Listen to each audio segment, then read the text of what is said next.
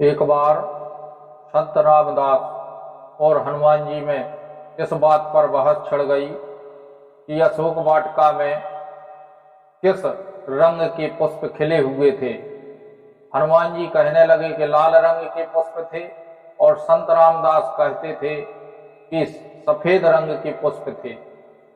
बात जब निर्णय पर नहीं आ सकी तो हनुमान जी ने कहा कि इस बात का निर्णय स्वयं भगवान राम करेंगे। और हनुमान जी ने रामचंद्र जी का आवाहन किया तो वहां भगवान राम और जगदम्बा सीता जी प्रकट हो गए।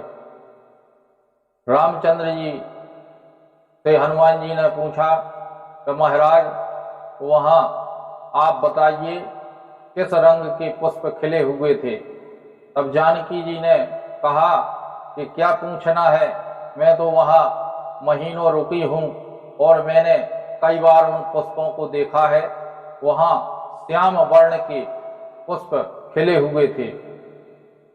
तब रामचंद्र जी बोले कि देवी वहां पर श्वेत रंग के पुष्प खिले हुए थे और आप हमारी अनन्य उपासक हैं।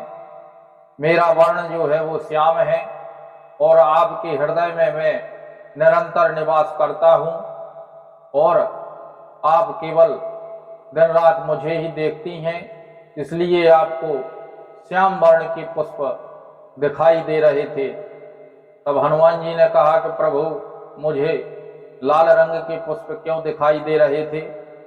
तब रामचंद्र जी बोले कि हनुमान जी आप जब वहां पहुंचे तब वहां रावण आया था और सीता जी को बात को बात कह रहा था। तब आप क्रोधित हो गए, आपका पूरा शरीर लाल हो गया, आपके जो नेत्र थे उनमें भी लाल खून उतर आया। इसलिए आपने जो पुष्प देखे वह आपको लाल रंग के दिखाई दिए। और जो यह संत हैं यह मेरे सच्चे उपासक हैं। घटना चाहे लाखों साल पुरानी हो, मेरी कृपा से संत को दिव्य दृष्टि प्राप्त हो जाती है।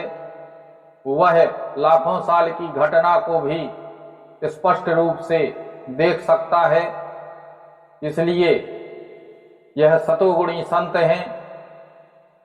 अस्तु इनको श्वेत रंग के पुष्प दिखाई दिए तो कहते हैं कि जाकी रही भावना जैसी, हरि मूरत देखी तिन तैसी।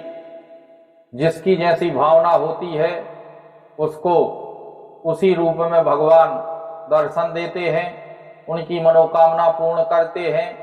जो जानहित है देह जनाई, जानहि तुमहि हुई जाई। जो भगवान को जानना चाहता है, जिसके मन में यह उत्कंठा रहती है कि हम भगवान के चरित्र को, उनकी कथाओं का श्रवण करें, उनके बारे में जानें, उनकी कृपा के बारे में जानें, उनको भगवान की कृपा से दिव्यता और कृपा की प्राप्ति हो जाती है, कथा में उनका अनुराग बढ़ जाता है और वह उससे ओतप्रोत हो जाते हैं।